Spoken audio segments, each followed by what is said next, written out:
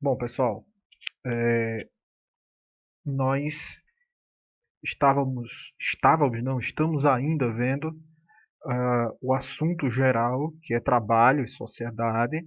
Dentro desse assunto geral, nós estamos com um tópico específico, que é a organização do trabalho nos séculos 20 e 21. Semana passada, dentro desse tópico, nós vimos a questão do Fordismo e do Taylorismo, e hoje, dentro desse pequeno tópico, nós vamos ver isso que é o título desse slide que está aí na tela de vocês. O auge e a crise do estado do bem-estar social, do Fordismo e do keynesianismo. Isso é o que a gente vai ver agora. Vamos lá. Pessoal, vamos entender primeiro o seguinte.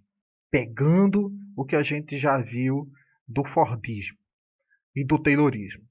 O Taylorismo nada mais é do que um conjunto de técnicas e de princípios de administração que visavam aumentar a produtividade e a produção, eliminando o tempo morto e os desperdícios dentro de uma fábrica. Diante disso, o Taylor vai propor o quê? O Frederick Taylor. Ele vai propor, como a gente já viu, e eu já falei, a eliminação do tempo morto, é, o operário, os grupos de operários, ao invés de se deslocarem até o produto é que deveria se deslocar até os operários. Vai propor um maior controle do tempo e um maior controle dos trabalhadores. Isso tudo, esses princípios que o Taylor elabora no seu livro Princípios da Administração Científica, passam a ser aplicados pela primeira vez na fábrica de automóveis da Ford, com o seu dono, o Henry Ford, que instala ali a questão da linha de produção e da esteira, aplicando o Taylorismo. Não era mais os operários que se deslocavam, eles estão fixos. Basta a gente lembrar do filme do Charlie Chaplin, Tempos Modernos, eles estão fixos. É, a, o produto ele está dissecado, ele está separado em numa grande linha de produção em pequenas etapas, onde cada grupo de operários trabalha só uma pequena etapa de maneira repetida e com o tempo controlado para evitar o tempo morto, o desperdício de tempo, e dessa forma aumenta-se a produtividade, ou seja, a capacidade de produzir da fábrica e também a produção. Se inventa então a chamada produção em massa. A fábrica passa a produzir grandes volumes, grandes estoques. O Henry Ford entende que isso era interessante. Por quê? Porque quando você produz grandes volumes de um mesmo produto, grandes estoques de um mesmo produto, faz com que o custo da unidade do produto fique mais barato. Então você tem uma produção em massa e uma produção e um custo da produção mais barato. Consequentemente, esse produto chegaria mais barato ao consumidor. O Ford entendia isso por quê? Porque ele sabia que precisava, além de ter muita produção, quando tinha muita produção, além disso, ter um mercado consumidor que comprasse essa produção, ter uma demanda de consumo. Então o produto teria que ser barateado. E é justamente essa questão de o capitalismo e cada vez mais produzindo em massa e daí necessitando de um consumo em massa que vai gerar a crise de 1929. Essa não é a única interpretação da crise de 1929 que eu estou falando, mas é talvez a mais aceita, que a crise de 1929 ela foi uma crise de superprodução. O que significa uma crise de superprodução? As indústrias capitalistas passam a produzir em massa, em grande quantidade, produtos, mas devido ao achatamento dos salários dos trabalhadores e também ao desemprego, você não tem um mercado consumidor, uma demanda de consumo à altura, do mesmo tamanho do volume produzido de mercadorias. Isso geraria uma crise de superprodução, muita mercadoria, pouco consumidor. O Karl Marx ele já tinha apontado esse problema do capitalismo e dito que o capitalismo seria um sistema econômico irracional e anárquico, que geraria, de vez em quando, crise de superprodução, até o ponto de essas crises se tornarem tão agudas e sem solução. O Marx tinha essa interpretação. Essa interpretação o Keynes também tem.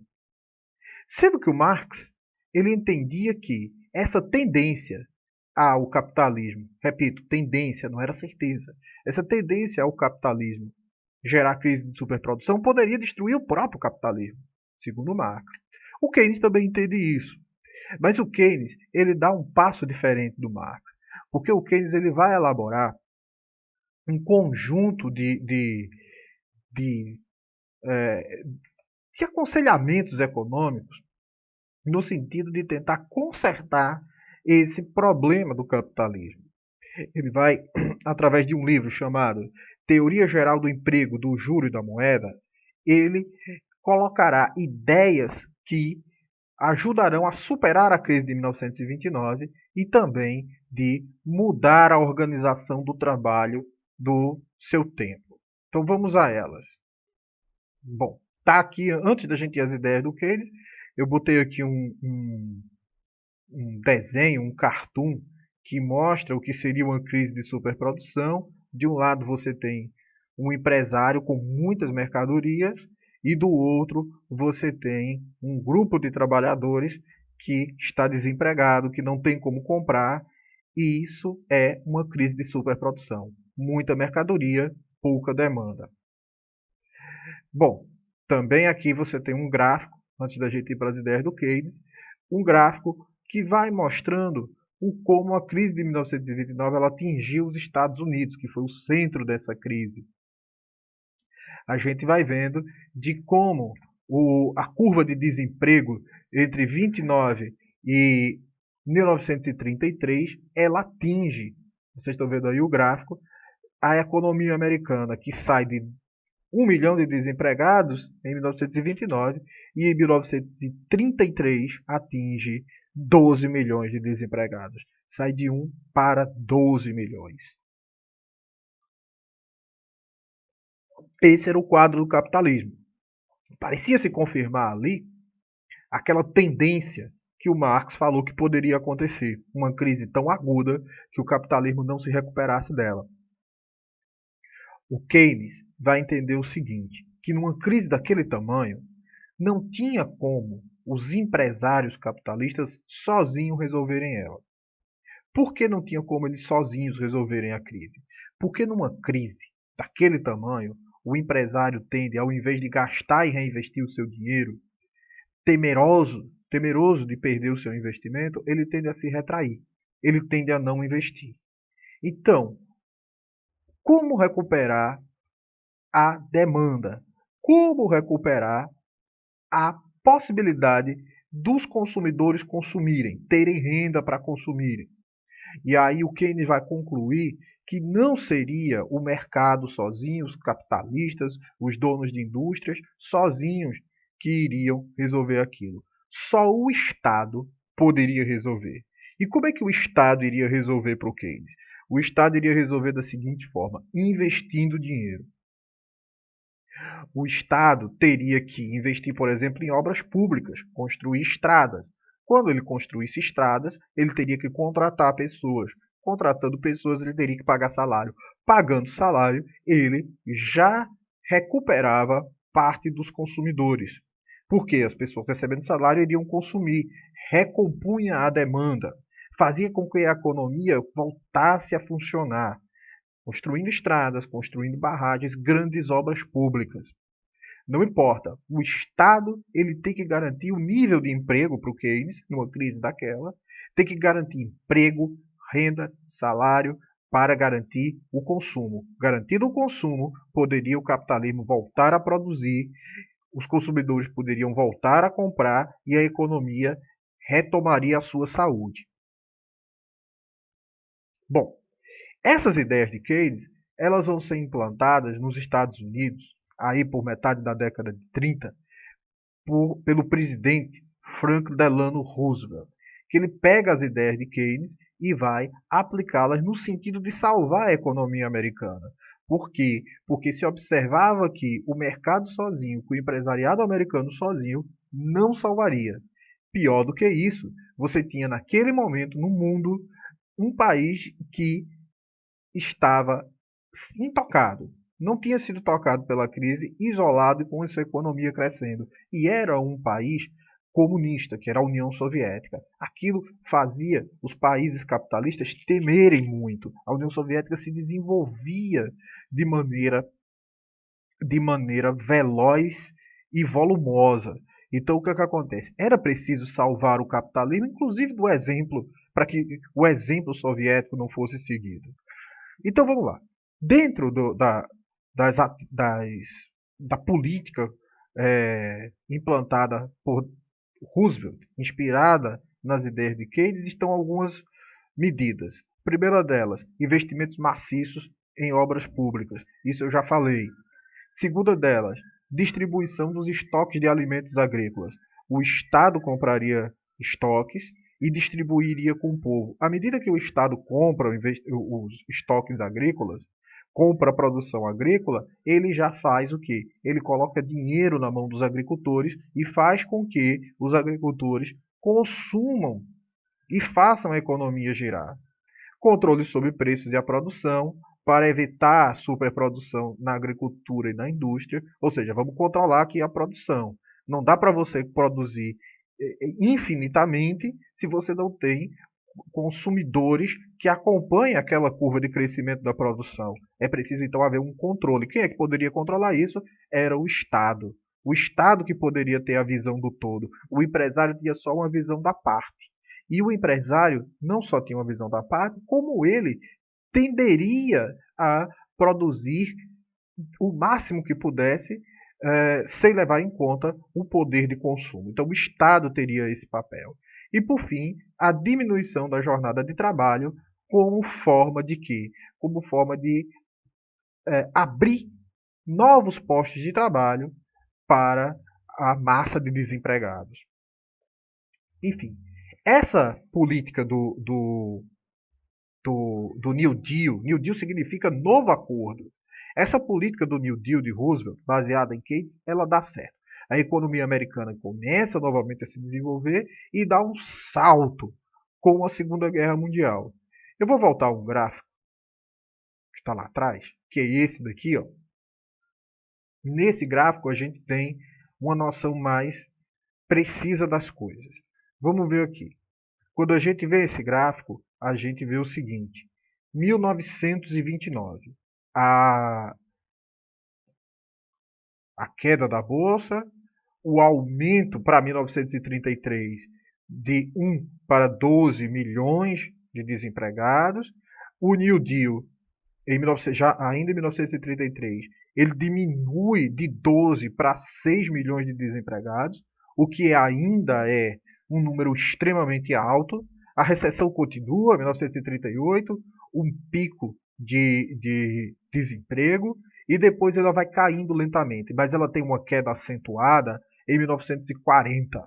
1940, quando os japoneses atacam a base americana de Pearl Harbor, no Havaí, e os Estados Unidos entram na Segunda Guerra Mundial. E isso vai significar investimento maciço de dinheiro do Estado, de dinheiro público americano, em compra de armas, uniformes, aviões, fabricação de navios, munições, alimentos para as suas tropas.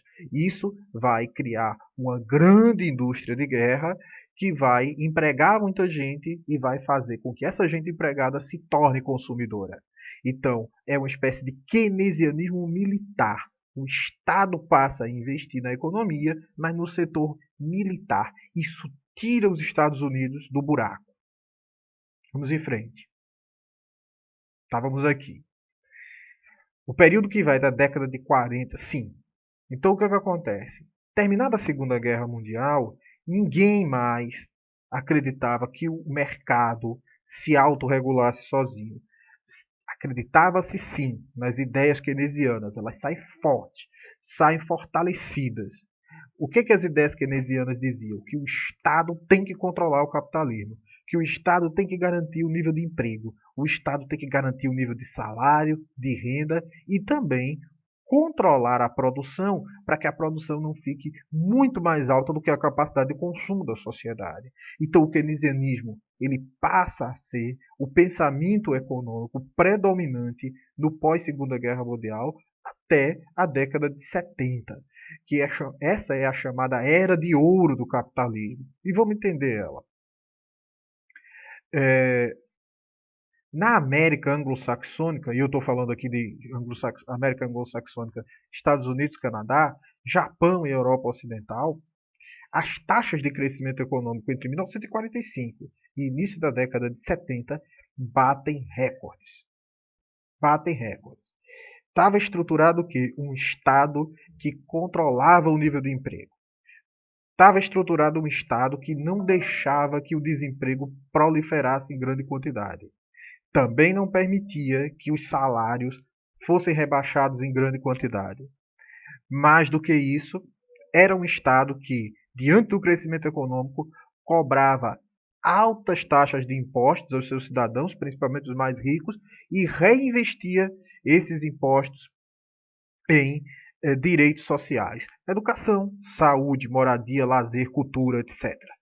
Então você começa a ter, além de uma economia controlada pelo Estado, você começa a ter um nível de vida e de consumo das pessoas elevado, justamente pela ação do Estado. A desigualdade social diminui, por quê? Porque os impostos eram impostos progressivos, se cobrava mais dos mais ricos e menos dos mais pobres, o que fazia com que a distância entre os mais ricos e os mais pobres ela diminuísse, criando aqui no meio uma numerosa classe média que consumia em massa, além de desfrutar de direitos sociais. Bem, temos que entender que esses direitos sociais também não vieram de graça. E aí eu já estou falando da organização do trabalho. Os sindicatos de trabalhadores pós-Segunda Guerra Mundial na Europa e nos Estados Unidos, eles passam a ter um momento de grande fortalecimento. Por que de grande fortalecimento? Dois motivos. Primeiro motivo, o Estado com as políticas keynesianas, ele garantia o emprego.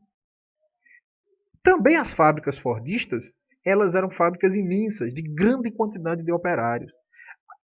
Muitos operários empregados, pouco desemprego, fazia com que os sindicatos fossem sindicatos numerosos, fortes, que numa greve poderiam desestruturar uma fábrica ou um setor produtivo. Então os trabalhadores passam a ter um grande poder de barganha por aumento de salário, participação nos lucros, direitos sociais.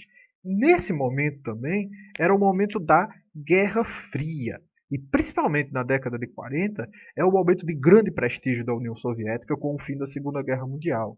A União Soviética expande a influência do comunismo para metade da Europa, para toda a Europa Oriental, e também na própria Europa Ocidental, a influência é imensa. Na França, os comunistas vão ter, nas primeiras eleições pós Segunda Guerra Mundial, imensa votação. Na Itália, o Partido Comunista Italiano se tornará o maior partido da Itália. Só não governará porque os demais partidos se juntarão em coligação e formarão maioria diante do Partido Comunista. Mas eles se tornam um partido forte. Os comunistas se tornam, na França e na Itália, alternativa de poder. O que acontece?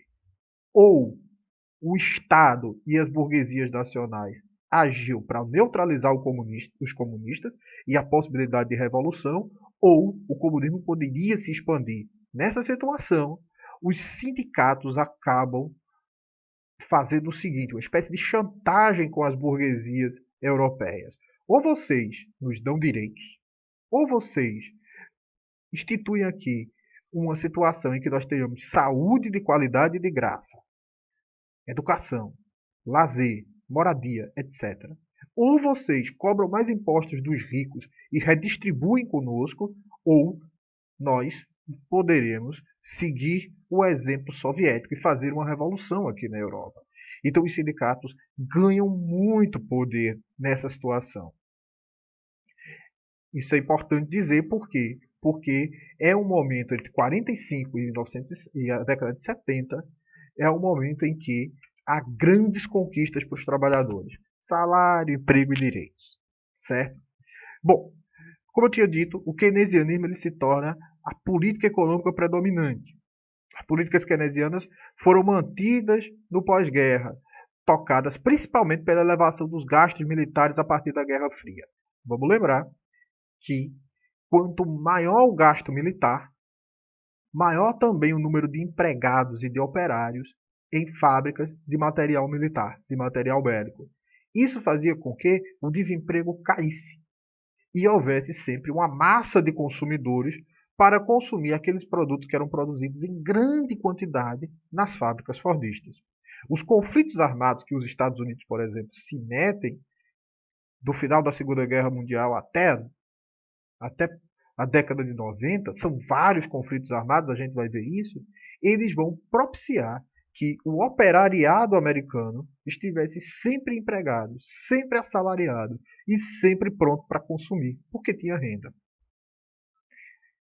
Não vou me aprofundar nisso aqui, mas você pode parar aí o vídeo e dar uma olhada na quantidade de conflitos militares que os Estados Unidos se envolveram entre 1945 e 2015.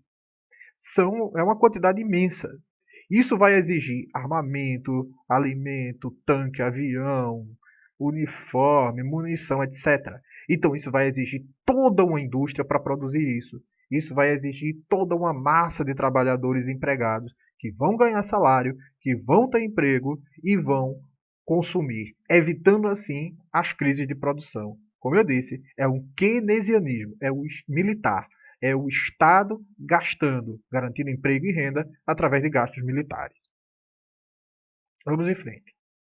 Como a gente tinha dito, o prestígio, esse slide aí vai mostrar isso, o prestígio do comunismo faz com que os estados capitalistas da Europa, também os Estados Unidos, Canadá, Japão, eles tenham que ceder para os trabalhadores direitos.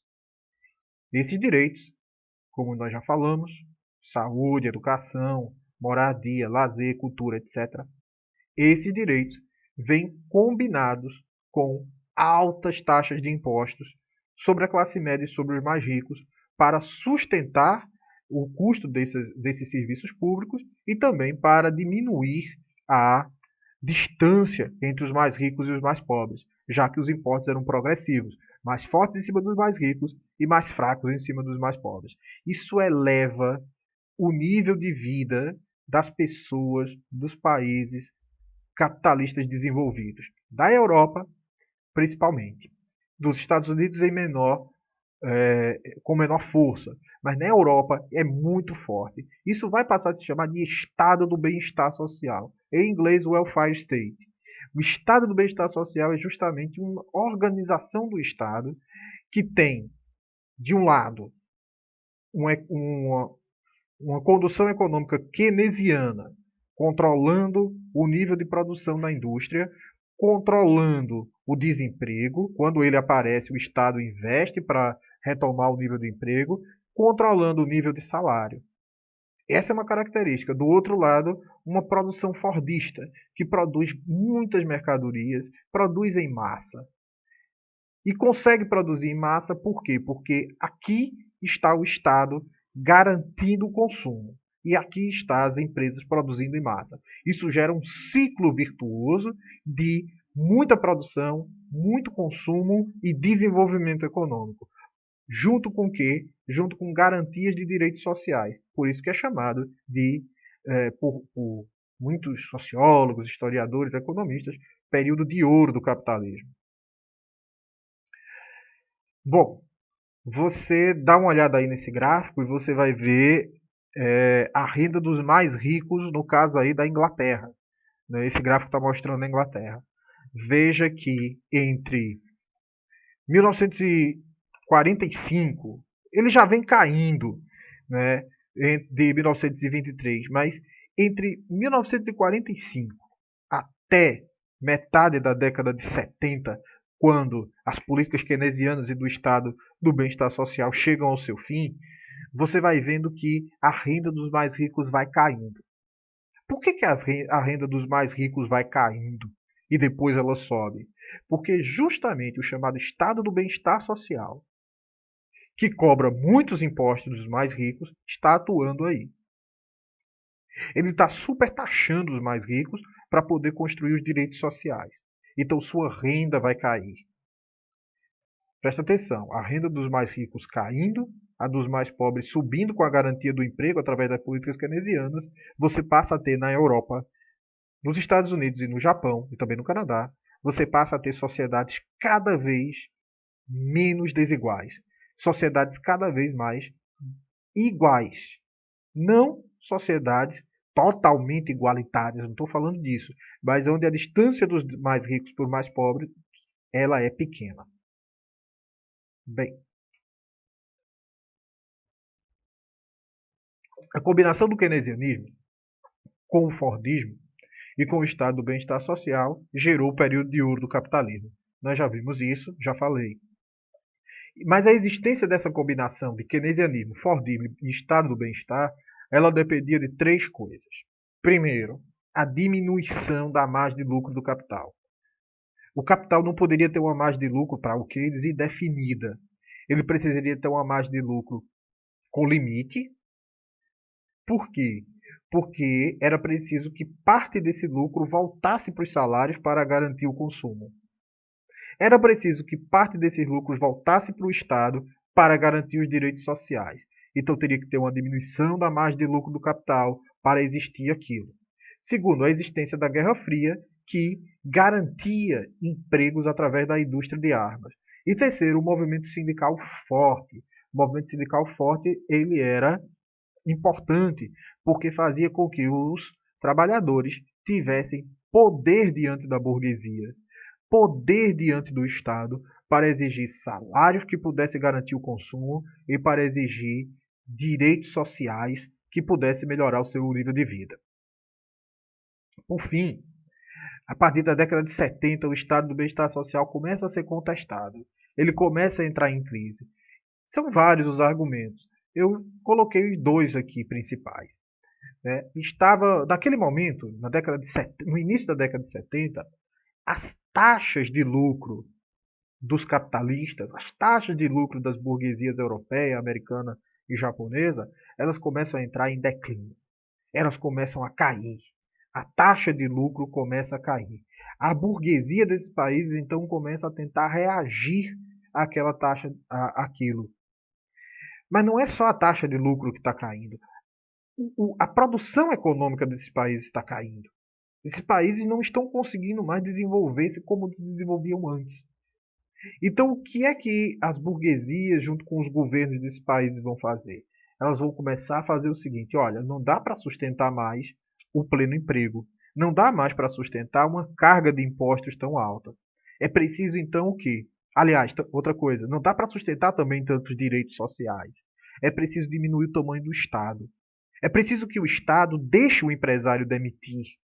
O empresário não pode segurar todos esses empregos se ele está em crise. Esse é um primeiro ponto. Segundo, é que era caro demais o estado do bem-estar social. Era caro demais garantir saúde, emprego, aposentadoria, educação. Tudo isso era caro demais.